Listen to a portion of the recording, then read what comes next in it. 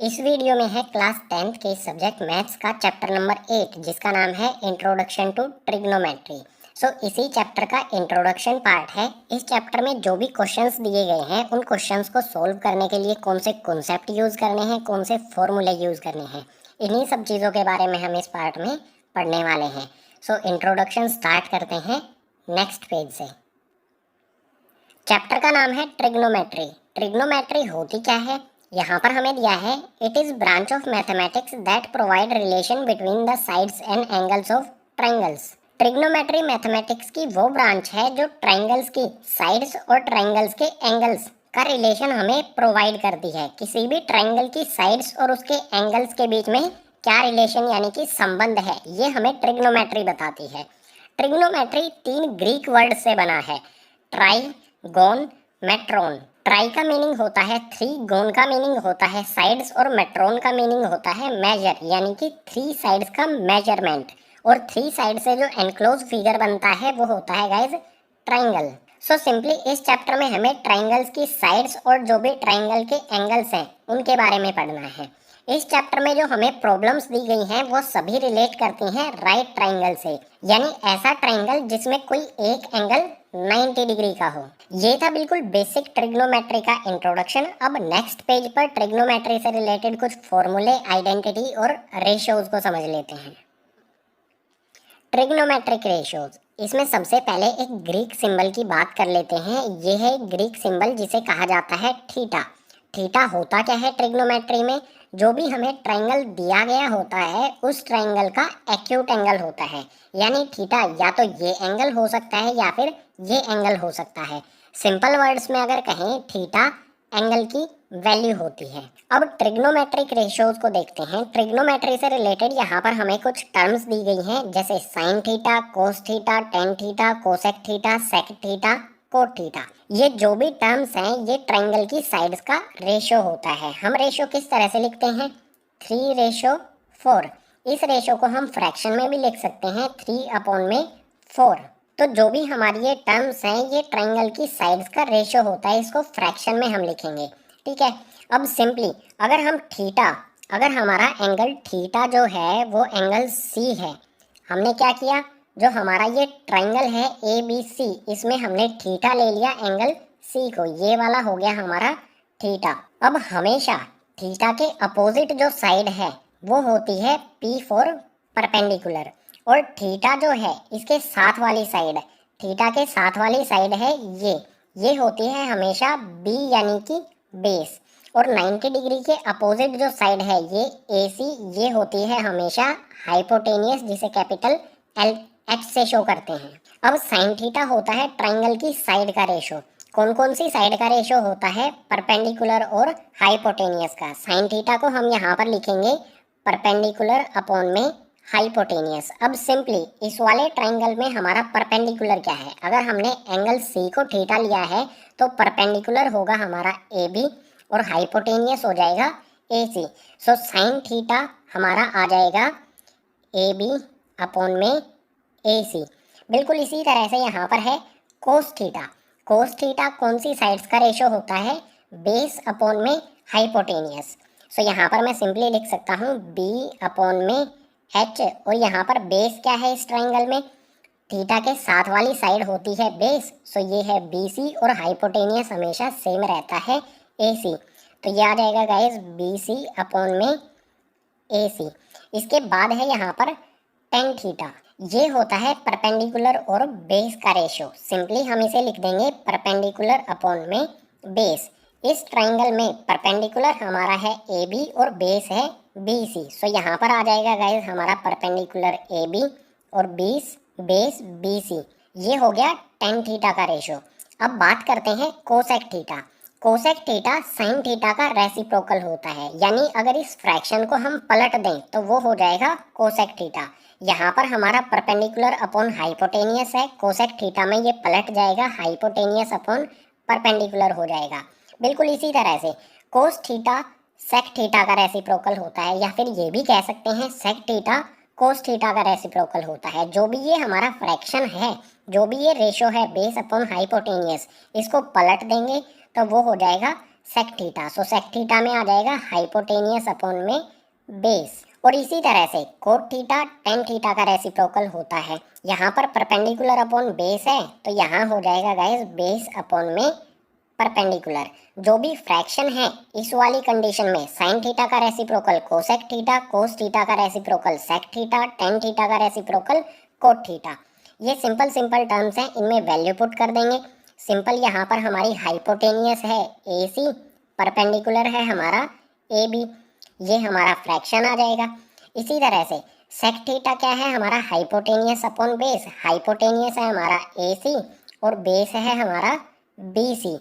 इसके बाद cot theta, cot theta में बेस अपॉन परपेंडिकुलर, बेस है गाइस BC, ट्रायंगल में बेस BC है और परपेंडिकुलर है AB। अब जो भी हमारे ये रेशियो आए हैं इनमें साइन थीटा और कोसेक थीटा ये एक दूसरे का रेसिप्रोकल है, यानी हम इसे इस तरह से भी लिख सकते हैं साइन थीटा इक्वल्स टू में 1 अपॉन में कोसेक थीटा।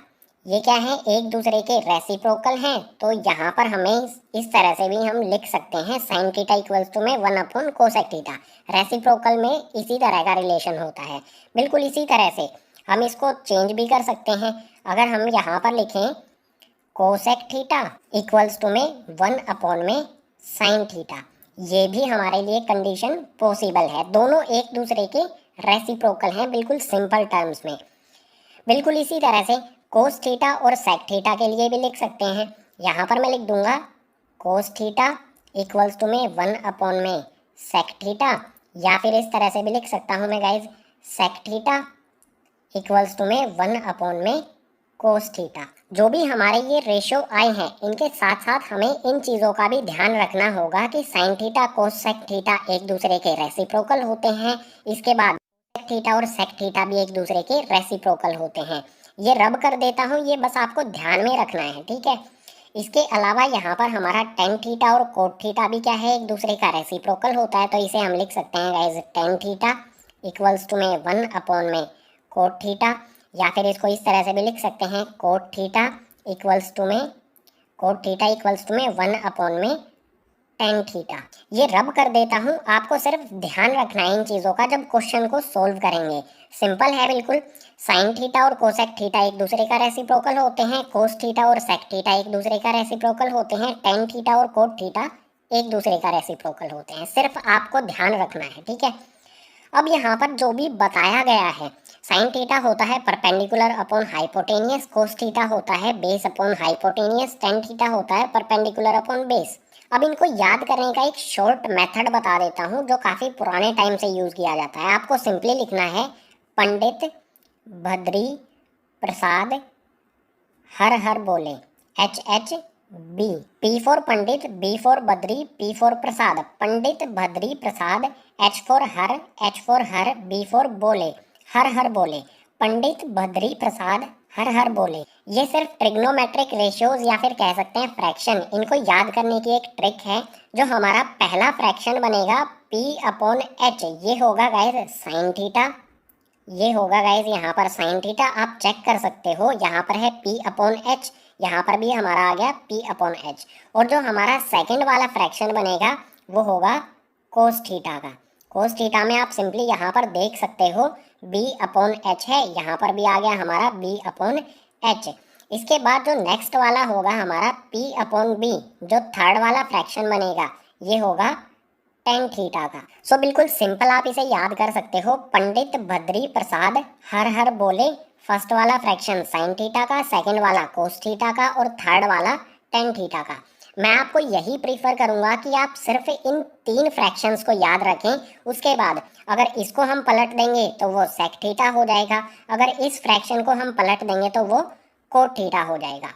अब यहाँ पर एक इम्पोर्टेंट बात करते हैं, अगर थीटा हमारा एंगल C नहीं हो, C की बजाय हमारा A एंगल हो, तो इस कंडीशन में क्या करना है, देखो अब हमारा एंगल चेंज हो गया, थीटा हमारा ये वाला एंगल हो जाता है। अगर थीटा चेंज होगा तो परपेंडिकुलर और बेस दोनों चीज़ें चेंज हो जाएंगी। अभी हमारा परपेंडिकुलर ये वाला एंगल जब था ये परपेंडिकुलर था और ये बेस था, थीटा हमारा ये वाला एंगल हो गया, तो थीटा के हमेशा सामने वाली साइड को कहा जाता है परपेंडिकुलर। जिस भी एंगल की बात लिखी गई है उसके अपोजिट वाला एंगल होगा परपेंडिकुलर। एंगल चेंज होने पर परपेंडिकुलर और बेस भी चेंज हो जाएंगे। सो इस कंडीशन में हमारा ये परपेंडिकुलर हो जाएगा, ये बेस हो जाएगा। ये हमारा एंगल थीटा हो गया। अब हमसे बोला जाए साइन थीटा की वैल्यू फाइंड करो, तो साइन थीटा वही रहेगा, साइन थीटा इक्वल्स टू में परपेंडिकुलर अपॉन में हाइपोटेनियस। वैल्यू पुट करो। अब हमारा परपेंडिकुलर क्या है, BC, और हाइपोटेनियस है AC। सो यहाँ पर मैं वैल्यू पुट करूँगा, परपेंडिकुलर आ जाएगा BC और हाइपोटेनियस आ जाएगा AC। आप सिंपली देख सकते हो जब हमारा एंगल C थीटा था तो हमारा आया था AB अपॉन में AC, और जब हमारा थीटा एंगल A है तो हमारा चेंज हो गया आंसर। तो एंगल चेंज होने पर हमेशा परपेंडिकुलर और बेस चेंज हो जाएंगे। थीटा के अपोजिट हमेशा परपेंडिकुलर होता है, ये हमें हमेशा ध्यान रखना है। जो हमें यहाँ पर ये दिया गया है साइन थीटा, इसकी जगह हमें इस तरह से भी दिया जा सकता है साइन ए। साइन ए का मतलब होगा जो हमारा ए एंगल है वो थीटा है, ठीक है। थीटा की जगह हमें डायरेक्ट जो एंगल है वो भी दिया जा सकता है, तो कंफ्यूज नहीं होना है। अगर हमें थीटा दिया गया है तो थीटा लिख दो, अगर हमें एंगल ए दिया गया है तो एंगल ए लिख दो। साइन ए, इसकी वैल्यू भी क्या होगी, बिल्कुल सेम यही होगी, P अपॉन में H, और वैल्यू यहाँ पर पुट कर देंगे साइन ए। अगर हमने ए एंगल लिया है तो इसके अपोजिट वाली साइड हो जाएगी परपेंडिकुलर, हाइपोटेनियस जो है वो सेम रहेगा। सो साइन ए, अगर एंगल ए लिया है तो हमारा आंसर ये आएगा BC अपॉन में AC। और अगर हम इसे इस तरह से लिखें साइन साइन C, यानी कि हमारा थीटा वाला जो एंगल है वो है C, तो इस कंडीशन में हमारा परपेंडिकुलर AB हो जाएगा। यहाँ पर आ जाएगा हमारा AB और अपॉन में हाइपोटेनियस आ जाएगा AC। ये जो हमारी कंडीशन थी, इस थीटा की जगह हम ए भी लिख सकते हैं अगर हमने ए एंगल को लिया है। क्वेश्चन में जैसा दिया हो उसी के अकॉर्डिंग हमें चलना है। साइन ए, अगर एंगल ए लेते हैं तो हमारा आएगा BC अपॉन में AC, और साइन C थीटा अगर हम एंगल C को लेते हैं तो आ जाएगा AB अपॉन AC। बिल्कुल सिंपल है, एंगल चेंज होगा तो हमारे जो बेस और परपेंडिकुलर हैं वो भी उसके अकॉर्डिंग चेंज हो जाएंगे। थीटा के अपोजिट हमेशा होगा परपेंडिकुलर, और थीटा के जो साइड साथ में साइड होगी, थीटा के साथ वाली साइड हमेशा होगी बेस। थीटा हमेशा उसको मान लेना है जो भी हमारे ट्रिग्नोमेट्रिक टर्म दी गई है। साइन दिया गया है, साइन के बाद जो भी कैपिटल में हमारी वैल्यू आएगी वही हो जाएगा हमारा थीटा। अगर यहाँ पर ए आया है तो ए एंगल थीटा हो जाएगा, अगर यहाँ पर सी दिया गया है तो सी एंगल थीटा हो जाएगा। अब यहाँ पर एक रिलेशन और बता देता हूँ मैं, काफ़ी इंटरेस्टिंग लगेगा आपको। देखो टेन थीटा, यहाँ पर मैं लिखता हूँ टेन थीटा इक्वल्स टू में, टेन थीटा इक्वल होता है गाइज साइन थीटा अपॉन में कोस थीटा। अगर हम टेन थीटा की वैल्यू निकालना चाहें तो वो इस तरह से भी फाइंड की जा सकती है, साइन थीटा अपॉन में कोस थीटा। ये काफ़ी इंपॉर्टेंट है, इसका कई जगह पर यूज़ आपको करना होगा इस चैप्टर में। अब टेन थीटा की value sine theta upon cos theta आई कैसे, इसको देख लो। देखो यहाँ पर सिंपल है, फ्रैक्शन दिए गए हैं। फ्रैक्शन हमारा क्या है, साइन थीटा का है P अपॉन H, तो यहाँ पर मैं लिख देता हूँ P अपॉन में H, और इसके नीचे लिख देता हूँ यहाँ पर मैं कोस थीटा वाला फ्रैक्शन B अपॉन में H। P अपॉन H के नीचे आ जाएगा गाइस B अपॉन में H। अब सिंपल है, जो हमारा ये H है, इस वाले H से ये वाला H कैंसिल हो जाएगा, H से H कैंसिल हो गया, बचा क्या यहाँ पर P अपॉन में B। तो आप देख सकते हो P अपॉन में B किसका फ्रैक्शन है, ये टेन थीटा का। तो सिंपल है, टेन थीटा इक्वल्स टू में साइन थीटा अपॉन में कोस थीटा होता है। इसके अलावा शॉर्ट ट्रिक मैंने आपको बता दी है, पंडित बद्री प्रसाद हर हर बोले, पंडित बद्री प्रसाद हर हर बोले। जो फर्स्ट वाला हमारा फ्रैक्शन है, ये फर्स्ट वाला जो फ्रैक्शन है ये होगा साइन थीटा, सेकंड वाला कोस थीटा, और थर्ड वाला टेन थीटा। अगर इसको पलट देंगे, P अपॉन H को हम पलट देंगे तो ये हो जाएगा कोसेक थीटा का फ्रैक्शन। अगर इसको पलट देंगे, B अपॉन H को पलट देंगे तो ये हो जाएगा सेक थीटा, और जो थर्ड वाला फ्रैक्शन है इसको हम पलट देंगे तो ये हो जाएगा कोट थीटा का, यानी कि B अपॉन P हो जाएगा पलटने पर। सो ट्रिग्नोमेट्रिक रेशियोज वाला कॉन्सेप्ट हो जाता है कंप्लीट। अभी आपको थोड़ा सा ये टफ लगेगा, जैसे जैसे आप इनका यूज करेंगे क्वेश्चंस को सोल्व करने में तो बिल्कुल इजी होती जाएंगी ये सारे ट्रिग्नोमेट्रिक रेशियोज। अब ट्रिग्नोमेट्री से रिलेटेड और चीज़ें देख लेते हैं नेक्स्ट पेज पर। चैप्टर में नेक्स्ट कॉन्सेप्ट आता है ट्रिग्नोमेट्री टेबल। ये हमें एक टेबल दिया गया है, ट्रिग्नोमेट्री टेबल। इस टेबल में क्या दिया गया है ये बता देता हूँ। जो भी हमारे ट्रिग्नोमेट्रिक रेशियोज पीछे वाले पेज पर हमने पढ़ी हैं, कुछ स्पेसिफिक एंगल्स की रेशियो हमें इस टेबल में दी गई हैं। हम इस टेबल से उन रेशियोज का यूज करके क्वेश्चंस को सोल्व करेंगे। इस टेबल से रिलेटेड हमें किस टाइप के क्वेश्चन दिए होंगे। सपोज कीजिए हमसे बोला गया है 10 45 डिग्री। यहाँ पर थीटा की वैल्यू क्या है, थीटा की वैल्यू है 45 डिग्री। हमें क्वेश्चन में कुछ इस तरह से दिया है 10 45 डिग्री प्लस में सेक 60 डिग्री। हमें इसकी वैल्यू बतानी है ये किसके इक्वल होगा। तो आप इस टेबल को रीड करके 10 45 की वैल्यू और सेक 60 की वैल्यू पुट करेंगे और सोल्व करेंगे तो हमारा आंसर आ जाएगा। अब बिल्कुल सिंपल है, 10 45 की वैल्यू कहाँ पर है, ये है गाइज टेन थीटा। 10 और 45 वाला कॉलम है ये 10 45, ये वैल्यू हो जाएगी गाइज 10 45 की 1। सो इस 10 45 की जगह पर मैं पुट कर दूंगा 1, ये मैंने पुट कर दिया। इसके बाद यहाँ पर प्लस का साइन एज इट इज लगा देंगे। यहाँ पर है आगे सेक 60 डिग्री। एक सेकेंड गाइज, यहाँ पर है सेक 60 डिग्री, सेक थीटा यहाँ पर है। सेक 60 की वैल्यू कहाँ पर होगी, ये 60 वाले कॉलम में हो जाएगी, ये हो जाएगी सेक 60 की वैल्यू। सो इस सेक 60 की जगह यहाँ पर मैं पुट कर दूंगा 2, 1 + 2, ये आंसर आ जाएगा हमारा 3। बिल्कुल सिंपल सिंपल इस टाइप के क्वेश्चन हमें दिए होंगे। 10 45 की जगह मैंने 1 वैल्यू पुट कर दी, सेक 60 की जगह मैंने पुट कर दिया 2, दोनों को ऐड करेंगे तो ये आ जाएगा हमारा आंसर 3। जो भी इस टेबल में हमें ये वैल्यूज दी गई हैं, इन वैल्यूज का आप क्वेश्चंस को सोल्व करने में जैसे जैसे यूज करेंगे वैसे वैसे ये वैल्यू आपको याद होती जाएंगी। जैसे मैं अपनी आंखें बंद करके अभी बता सकता हूँ कि साइन 60 की वैल्यू क्या होगी। मैंने अपनी आंखें बंद कर ली हैं, आपको दिखाई नहीं दे रहा होगा लेकिन आप भरोसा कर सकते हैं। मैं यहाँ पर बता सकता हूँ साइन 60 की वैल्यू क्या होगी, ये हो जाएगी गाइज √3/2। आप चेक कर सकते हैं इसमें। बिल्कुल इसी तरह से 10 45 की वैल्यू क्या होगी 1, मुझे ये याद है, बिल्कुल इजीली मैं बता सकता हूँ। इसके बाद यहाँ पर बता सकता हूँ मैं सेक 30 की वैल्यू हो जाएगी 2/√3। इसके अलावा और कोई भी वैल्यू अगर मुझे क्वेश्चन को सोल्व करने के लिए चाहिए तो वो मैं बिना टेबल को देखे बता सकता हूँ, क्योंकि मैंने इन वैल्यूज़ को यूज़ किया है क्वेश्चंस को सोल्व करने के लिए। आप चेक कर सकते हैं, जो जो भी मैंने बोला अपनी आंखों को बंद करके आंसर दिया है, ठीक है।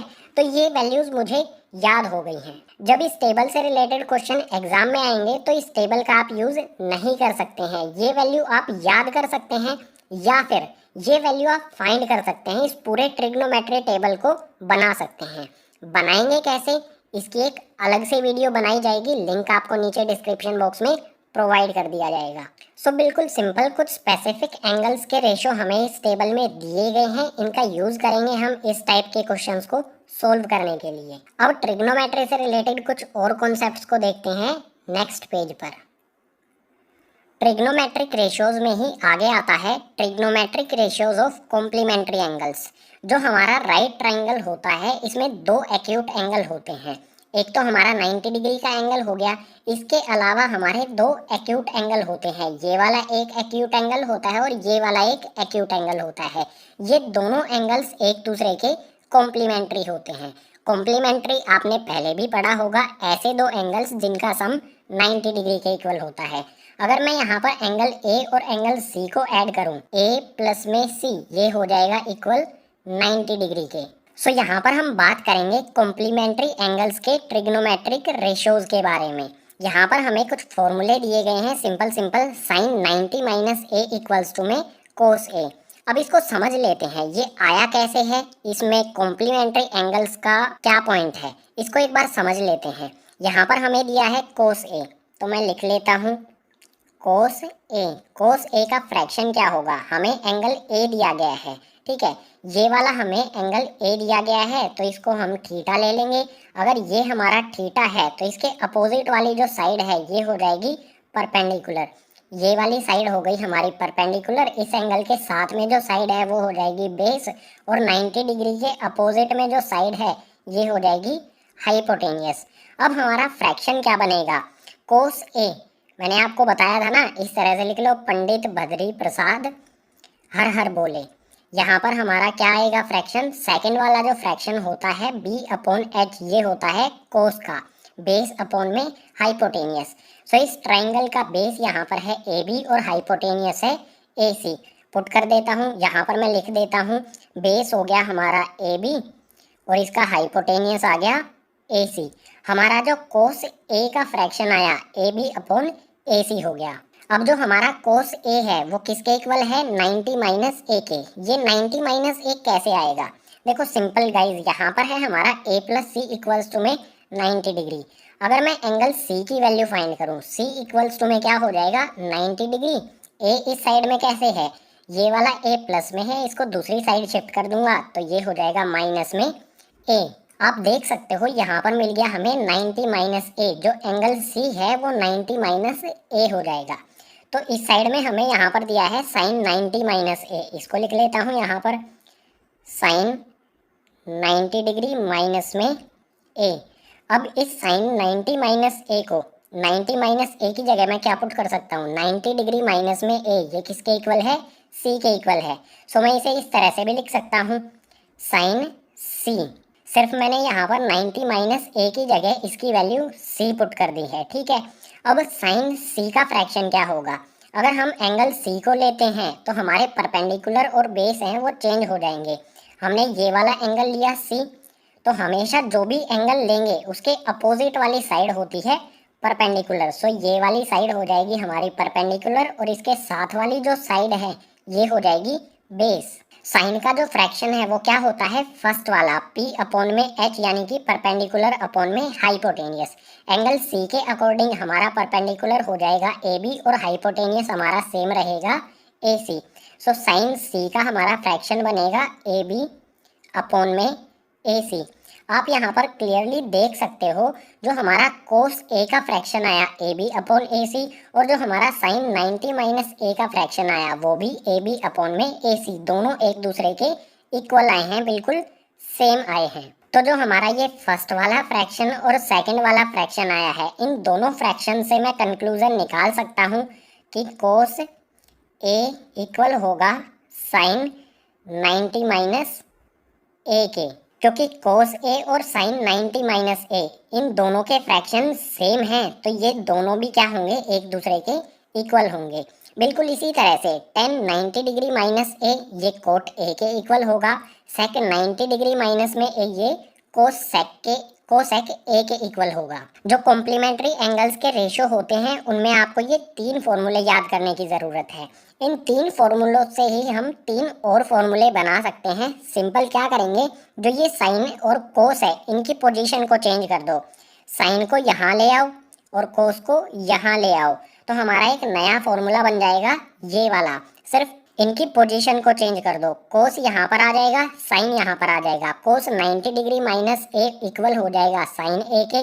बिल्कुल इसी तरह से इस वाले में भी टेन को इधर ले आएंगे, कोट को इधर ले आएंगे, तो हमारा नया फॉर्मूला बन जाएगा cot 90 minus A equals to में 10A।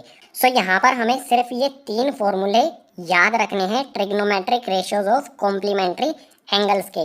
इन तीन फॉर्मूलों से ही हम तीन और फॉर्मूले भी डेवलप कर सकते हैं क्वेश्चंस को सोल्व करने के लिए। जो भी हमारे ये कॉम्प्लीमेंट्री एंगल्स के रेशियोज का रिलेशन यहाँ पर दिया गया है, इन सभी का हम यूज करेंगे क्वेश्चंस को सोल्व करने के लिए। अभी मैंने यहाँ पर बता दिया है कि ये फॉर्मूले बने कैसे हैं।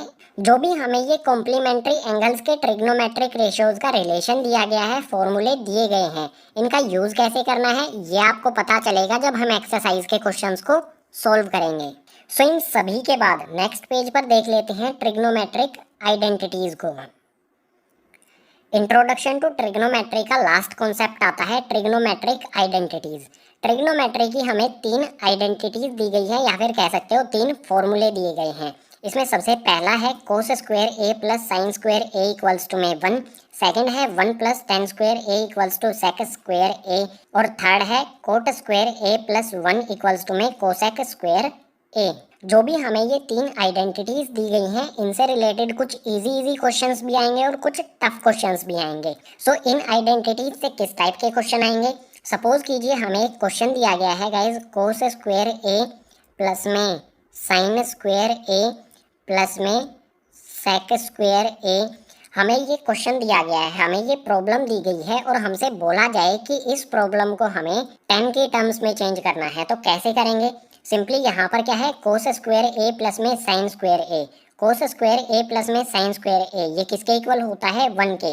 सो फर्स्ट वाली जो ये दो टर्म है, इन दोनों की जगह पर मैं पुट कर सकता हूँ 1, क्योंकि हमें यहाँ पर आइडेंटिटी में दिया गया है फर्स्ट वाले में। इसके बाद यहाँ पर है सेक स्क्वायर ए। इस सेक स्क्वायर ए की वैल्यू यहाँ पर हमें दी गई है आइडेंटिटी में 1 प्लस में 10 स्क्वायर ए। सो इसे सेक स्क्वायर की जगह पर मैं पुट कर सकता हूँ, सेक स्क्वायर ए की जगह मैं पुट कर सकता हूँ 1 प्लस में 10 स्क्वायर ए। ये मैंने पुट कर दिया।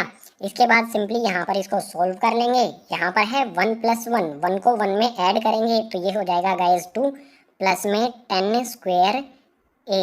ये आ जाएगा एज इट इज। एक सेकेंड गाइस, यहाँ पर आएगा हमारा 10 स्क्वायर ए। हमें ये प्रॉब्लम दी गई थी, इस प्रॉब्लम को हमें 10 के टर्म्स में चेंज करना था। सो हमने यहाँ पर कर दिया इसे 10 के टर्म्स में चेंज। ये हो जाएगा हमारा गाइस आंसर।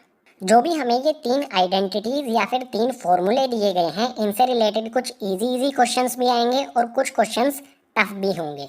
इस इंट्रोडक्शन पार्ट में हमने ट्रिग्नोमेट्रिक रेशियोज, ट्रिग्नोमेट्रिक टेबल, उसके बाद trigonometric ratios of complementary angles और ट्रिग्नोमेट्रिक आइडेंटिटीज को समझा। इस चैप्टर के सभी कॉन्सेप्ट्स को हमने यहाँ पर समझ लिया है। अब क्वेश्चंस को सॉल्व करेंगे तो ये कॉन्सेप्ट हमारे और अच्छी तरह से क्लियर होंगे। इंट्रोडक्शन पार्ट हो जाता है कंप्लीट। उम्मीद करूंगा चैप्टर के सभी कॉन्सेप्ट आपको समझ आए होंगे। अगर सभी कॉन्सेप्ट समझ आए हैं तो इस वीडियो को अपने क्लासमेट्स के साथ कर दीजिए शेयर। अगर कोई डाउट रहता है तो एक बार रिपीट करके देख लीजिए। फिर भी कोई डाउट रहता है तो कमेंट बॉक्स सेक्शन में मेंशन कर दीजिए। मैं ट्राई करूंगा जो भी आपका डाउट है उसको क्लियर करने की।